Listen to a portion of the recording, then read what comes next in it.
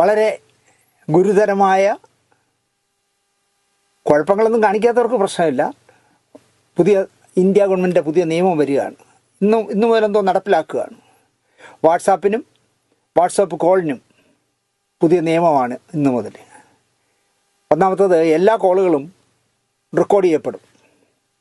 2, എല്ലാ കോളുകളും സേവ് ചെയ്യപ്പെടും. 3, WhatsApp, Facebook, Twitter, Instagram എന്നിവ നിരീക്ഷിക്കപ്പെടും. 4, ഫോൺ മിനിസ്ട്രി സിസ്റ്റത്തോട് കണക്ട് ചെയ്യപ്പെടും.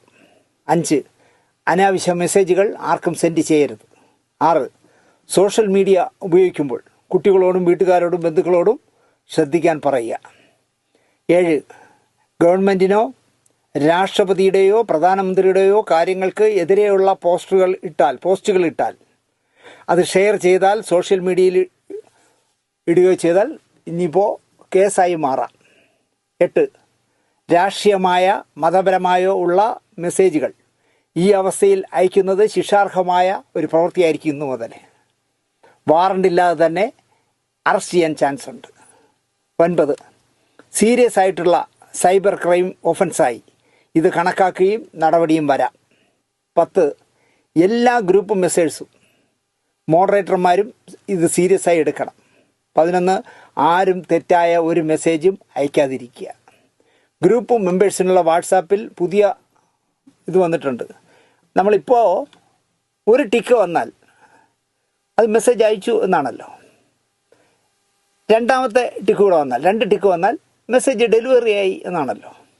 2 ബ്ലൂ ടിക്ക് വന്നാൽ മെസ്സേജ് നമ്മൾ ആർക്കാണോ അയച്ചത് അവർ വായിച്ചു എന്നാണ്. ഇന്നു മുതൽ പുതിയ ചില കാര്യങ്ങൾ കൊണ്ട് വരികയാണ്.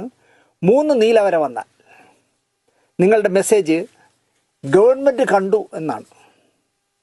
5, 2 നീല വരയും 1 ചുവന്ന വരയും വന്നാൽ നിങ്ങളുടെ മെസ്സേജ് ഗവൺമെൻറ് കാണുകയും ആക്ഷൻ എടുക്കുകയും ചെയ്തേക്കാം എന്നാണ് അതിൻ്റെ സൂചന.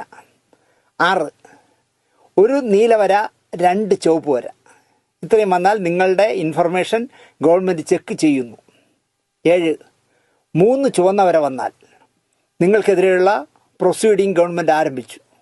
ഉടനെ തന്നെ നിങ്ങൾക്ക് കോടതിയുടെ സമൻസ് കിട്ടുന്നതായിരിക്കും.